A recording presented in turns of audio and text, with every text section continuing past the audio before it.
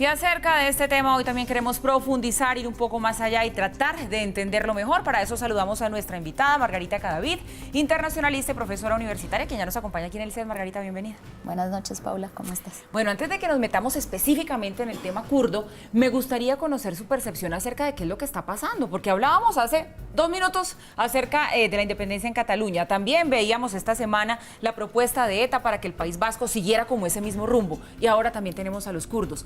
¿Por qué como esta oleada de deseos independentistas? Pues yo creo que esto responde, como tú lo has dicho, ha sido como un efecto dominó, pero es una cuestión que viene desde hace mucho tiempo y uno podría identificarla casi que desde 1920, comienzos del siglo, en términos de esta decisión que toma Woodrow Wilson en uno de sus discursos de hablar de esto, que las fronteras territoriales coincidan con las fronteras nacionales. Pero en algunos casos las naciones existen, pero en otros casos también se van creando. Y en el caso kurdo, por primera vez se les ofreció ese territorio en esa época. Y creo que con el tema de la globalización y de estas nuevas posibilidades que se presentan a veces por el mismo desorden que está presentando los estados, sobre todo en el caso del Medio Oriente, que es el área que yo conozco, pues empiezan estas reivindicaciones secesionistas y que son muy difíciles en el caso del Medio Oriente, a diferencia de España, porque en España digamos que la Constitución les había hecho y les ha hecho unos reconocimientos de autonomía, son estados mucho más fuertes institucionalmente. En el caso del Medio Oriente no. Entonces en el caso del Medio Oriente, por supuesto, para estos grupos minoritarios a veces, claro que los kurdos no se pueden llamar propiamente una minoría, estamos hablando de más de 33 millones de personas distribuidas en 4 territorios. De todas maneras, estas situaciones representan una oportunidad.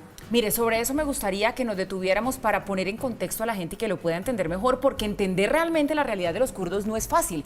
Ellos son llamados el pueblo sin patria.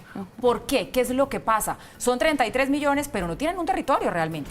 Sí, de hecho son considerados apátridas, están en 4 territorios, específicamente en Irán, Irak, Siria y Turquía.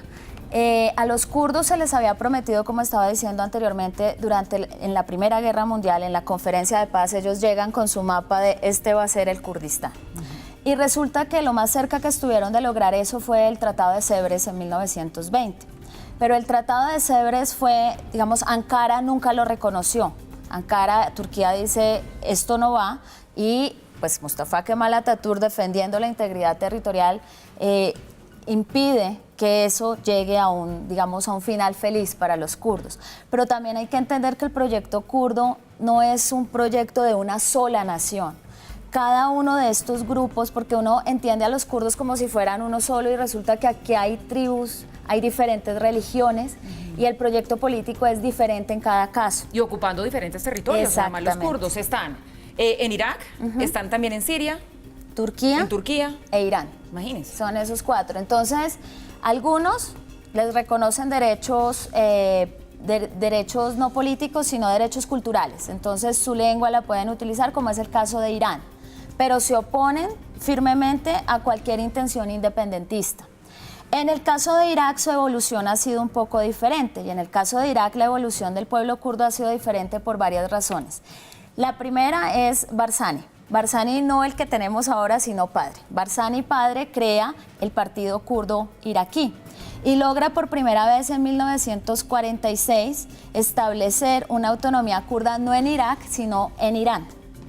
Luego entonces los kurdos van a negociar una cierta autonomía que nunca llega a materializarse en la década de los 70. Y luego viene todo el periodo de Saddam Hussein, donde están completamente reprimidos.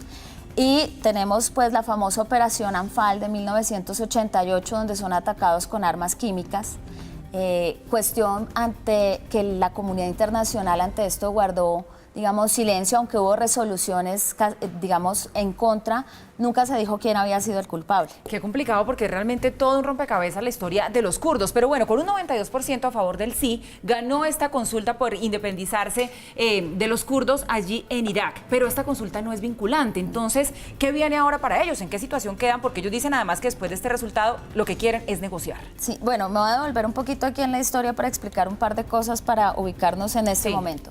Y es, después del 91 ellos tuvieron autonomía. Una autonomía que les permitió tener que les permitió tener un gobierno, les permitió tener ministerios y les permitió tener ejército. Pero cuando llega la invasión estadounidense en el 2003, ellos negocian con Estados Unidos y dicen, bueno, nos unimos a la coalición y aceptamos pertenecer a un estado, a este proyecto de estado federado. Pero para muchos esa negociación fue la peor negociación que habían podido hacer porque ya tenían una autonomía más grande. Inclusive se utilizaba una moneda independiente, aparte de la que se utilizaba en Irak. Entonces, ¿qué pasa? Barzani, hijo, Masoud Barzani en este momento, él entrega el gobierno el 1 de noviembre. Yo creo que el referéndum tiene que ver con muchas cosas, pero entre otras con el deseo también de Barzani de dejar la puerta abierta para ese camino a la independencia. Él entrega el poder y él quiere, yo pienso, pasar a la historia también como ese que llevó al pueblo kurdo hacia esa independencia. Lo que pasa es que es muy difícil, porque hay otros 3 estados que por supuesto se oponen a cualquier intento independentista kurdo, porque eso arrastraría a las poblaciones kurdas en sus propios países a buscar lo mismo. Y el otro gran temor es qué pasa con la población no kurda en estas regiones. Entonces el referéndum se lleva y es un desafío también por otra razón, porque el referéndum se lleva a cabo en regiones fronterizas que no hacían parte de ese Kurdistán autónomo, que es el caso, por ejemplo, de Kirkuk. Por eso el tema de Kirkuk ha estado tan candente también, por el hecho de que ya están vinculando otras regiones que no hacían parte del Kurdistán, y es donde está el petróleo. Pues mire, Margarita, se nos acaba el tiempo desafortunadamente, pero yo creo que esta es una charla que amerita una segunda y una tercera parte para poder entender muchísimo mejor ese panorama de los kurdos y sobre todo que viene ahora después de este primer paso. Se dan con el triunfo, así no sea vinculante, pero finalmente triunfo al sí de ese referendo de independencia de Irak de los kurdos. Margarita Cadavid, internacionalista, profesora universitaria, gracias como siempre por estar con nosotros. Muchas gracias. Estén bien.